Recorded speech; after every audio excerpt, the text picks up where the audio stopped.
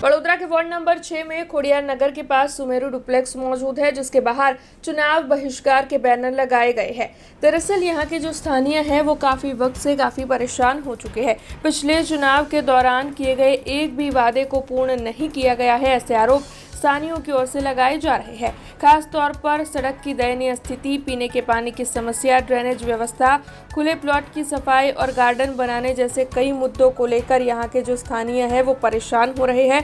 तब इन स्थानीयों की ओर से डुप्लेक्स के बाहर ये चुनाव बहिष्कार के बैनर लगाए गए हैं और इसमें अपनी पेशकश को भी साफ तौर पर लिखा गया है। दरअसल इन्हें कोई भी समस्या सुलझाने का रास्ता न मिलने के चलते इन स्थानीयों की ओर से चुनाव बहिष्कार का रास्ता अपनाया गया है। तब सोसाइटी के लोगों की ओर से उग्र विरोध के साथ ये चेतावनी दी गई है कि कोई भी राजनीतिक पार्टी या उम्मीदवार चुनाव प्रचार के लिए या फिर वोट मांगने के लिए सोसाइटी में प्रवेश करने की कोशिश करेगा तो उन्हें अंदर आने नहीं दिया जाएगा और साथ ही चुनाव का उनकी ओर से बहिष्कार किया जाएगा। अब इस वक्त चुनाव से पहले ये जो मुद्दा है वार्ड नंबर 6 का, वो चर्चा का विषय बन गया है। વોર્ડ નંબર 6 ની ખોડિયાનગર વિસ્તાર છે અને એમાં સુમેરુ ડુપ્લેક્સ સોસાયટી આવેલી છે। છેલ્લા 12 વર્ષથી આ સોસાયટીના રહીશો અહીં રહે છે। વારંવાર રજૂઆત કરવા છતાં પાયાની સુવિધાઓ આજ સુધી આ સોસાયટીને મળી નથી। રસ્તા હોય, પાણીની સમસ્યા હોય, વારંવાર પાણીની રજૂઆતો કરવા છતાં આ સોસાયટીને હજુ સુધી પાણીનો નિકાલ કરેલ નથી। ટીપી 6 ની મંજૂરી શહેરની મધ્યમાં આ વિસ્તાર આવેલો હોવા છતાં આજે 51 ટીપી બની ગયેલ છે। તો છતાં શહેરની મધ્યમાં 6 નંબરની ટીપી આજ સુધી એની મંજૂરી આપેલી નથી। કાયમી ઓછા દબાણથી પાણી, ગંદુ પાણી, એના લીધે બીમારીઓ જેવા અસંખ્ય રોગોનો સામનો કરવો પડે છે અને આ વખત મક્કમ નિર્ધાર કર્યો છે કે જ્યાં સુધી આ સમસ્યાનું નિરાકરણ નહીં થાય ત્યાં સુધી એક પણ સોસાયટીનો મત અમે પડવા દઈશું નહીં।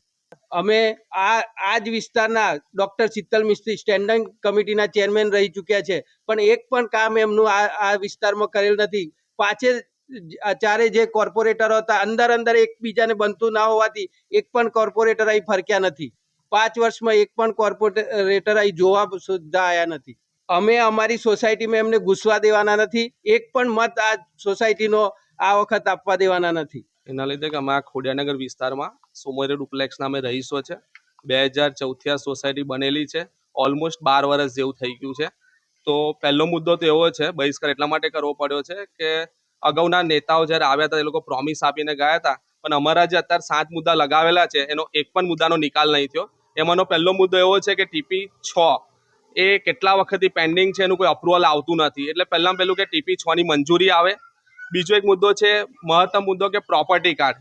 સોસાયટીમાં પ્રોપર્ટી કાર્ડ અહીંથી 1 થી 75 ઘર છે, પણ એક પણ જણના પ્રોપર્ટી કાર્ડ નીકળ્યા નથી। એના માટે અમે વારંવાર સિટી સર્વેમાં 75 ઘરમાંથી ત્યાં આગળ અરજીઓ કરેલી છે, વારંવાર ધરમના ધક્કા ખાધેલા છે, પણ પ્રોપર્ટી કાર્ડ એ લોકો નીકાળતા નથી। આરટીઆઈ જેવી પણ અમે આરટીઆઈ કરેલી છે, પણ એને પણ એ લોકો ધોઈને પી જાય છે, એનો પ્રોપર આન્સર નથી આપતા, અસંતોષકારક જેવા આન્સર આપે છે।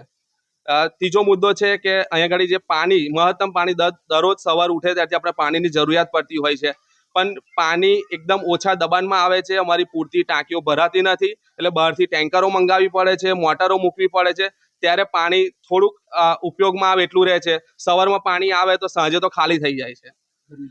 અને બીજું વસ્તુ ખાસ ગંદુ પાણી આવે છે, એના લીધે કાયમ માદગી ને માદગી શરૂ રહે છે। નાના ઘણા 50 થી વધારે છોકરાઓ છે અહીંયા ગાડી, એ લોકોને કાયમ દવાખાના ધક્કા ખાવા પડતા હોય છે। ચોથો મુદ્દો છે કે અમારી જે પાયાની સુવિધાઓ છે, ધારો કે રોડ લઈ લઈએ આપણે, રોડ 9 મીટર હોવો જોઈએ, પણ કોઈ જગ્યા પર 9 મીટર નથી। સાઈડમાં પેવર બ્લોક માટે વારંવાર એના માટે પણ અરજી કરી છે, પણ આ લોકો પ્રોપર રોડ પણ બનાવતા નથી।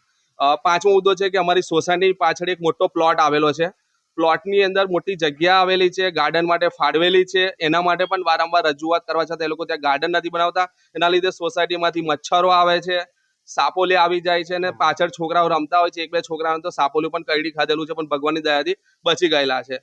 અમારો બીજો મુદ્દો છે કે સોસાયટીમાં મેઇન રોડથી એટલા બધા દબાણો કરેલા છે, દબાણો કરતા અધિકારીઓ આવે છે, દબાણો હટાવીને જાય છે, પાછા દબાણો એની એ જ જગ્યા ઉપર થઈ જતા હોય છે।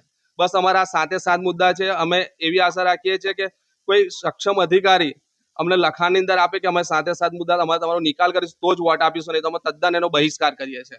हमसे जुड़े रहने के लिए हमारे YouTube चैनल को सब्सक्राइब करें और नई वीडियो की नोटिफिकेशन के लिए बेल आइकॉन को दबाएं।